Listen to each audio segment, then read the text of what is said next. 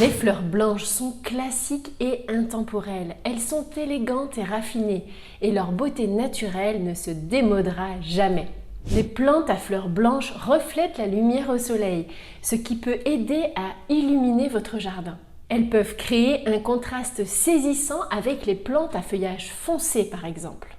Je voulais me limiter à 5 plantes à fleurs blanches pour ne pas que la vidéo soit trop longue, mais difficile de faire un choix. Voici donc 5 plantes à fleurs blanches que je vous recommande vivement pour votre jardin. Laissez-moi juste me présenter rapidement. Bonjour, je suis Maude, je suis paysagiste et la créatrice du blog Aménager son jardin. J'aide les particuliers à aménager leurs extérieurs par eux-mêmes.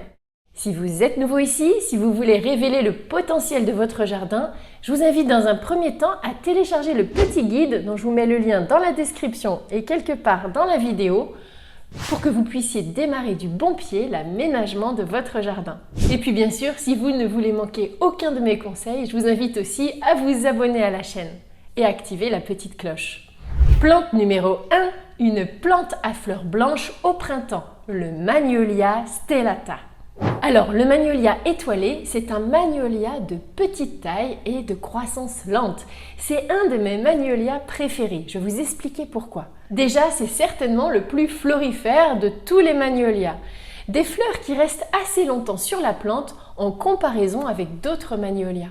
Donc cette plante a une floraison blanche en mars-avril sur le bois, avant même que la plante ait des feuilles. Des fleurs en étoiles blanc pur, une avalanche de petites fleurs blanches. L'arbuste attire vraiment l'attention quand il est en fleurs. C'est une plante parfaite pour mettre par exemple dans un massif à l'entrée d'une maison, même dans un petit jardin. C'est une jolie plante, je trouve, qui se tient vraiment bien.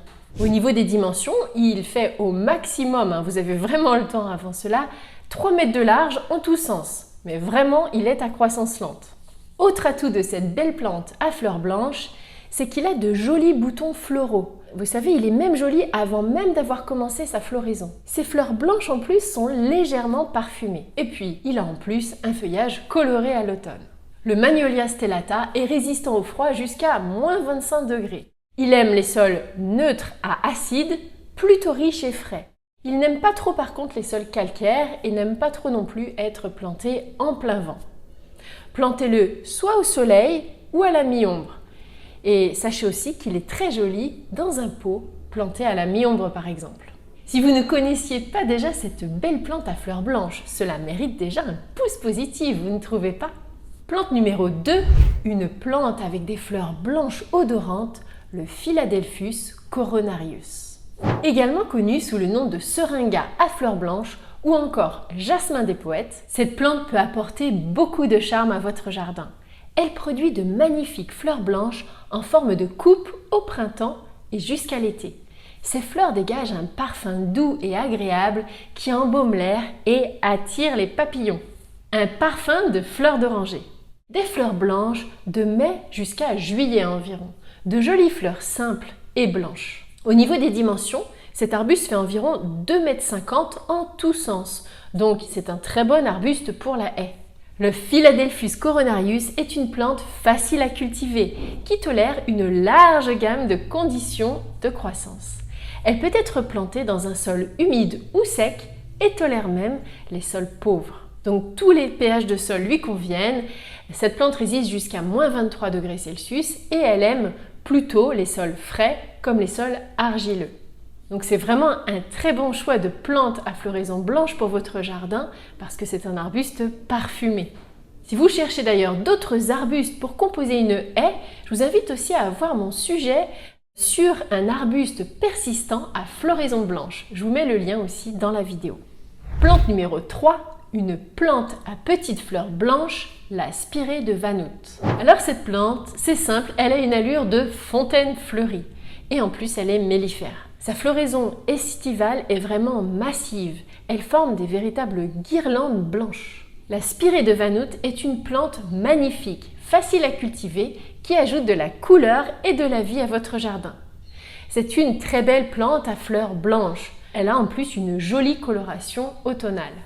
C'est un arbuste de haie, plutôt de petite taille, puisqu'à l'âge adulte, il fait 1,50 m de large par 2 m de haut environ. Mais sa floraison est vraiment spectaculaire.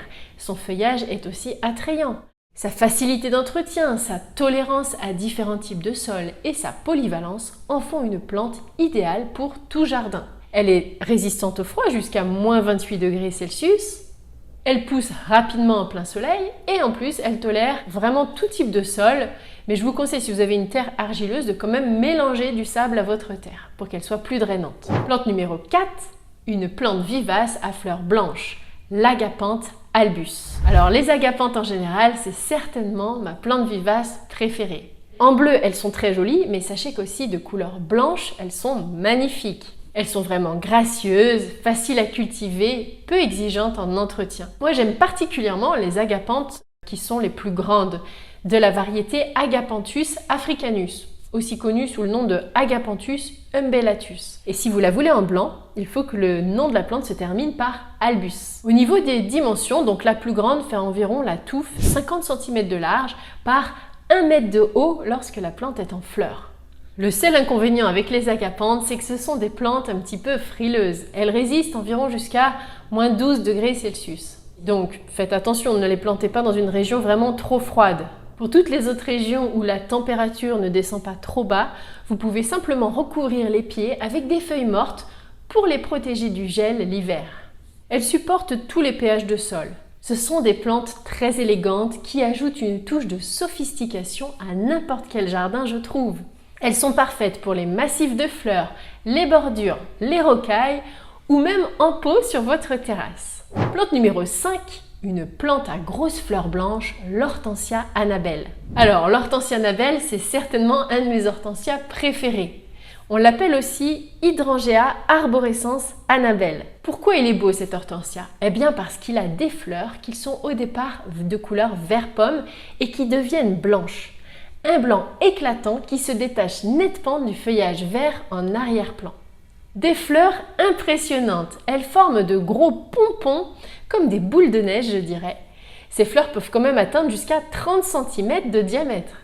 Une floraison abondante qui dure tout l'été et cela jusqu'à l'automne. Les hortensias Annabelle sont vraiment parfaits pour ajouter une touche d'élégance à votre jardin. Ces plantes aiment les sols plutôt frais, riches et le soleil. Mais elles se contentent aussi d'un sol plus pauvre et d'une exposition mi-ombragée. C'est un hortensia qui supporte même les sols un petit peu calcaires. Au niveau des dimensions, comptez 1,50 m en tous sens à l'âge adulte, au niveau du gel jusqu'à -23 degrés Celsius, et plantez-le plutôt dans une zone abritée du vent. C'est par exemple une excellente idée de planter une rangée d'hortensias blancs au pied d'un mur à la mi-ombre. L'hortensia Annabelle est vraiment plein de charme et d'élégance. Laquelle de ces 5 plantes à fleurs blanches vous a le plus ébloui par sa beauté? Dites-le moi dans les commentaires. À bientôt!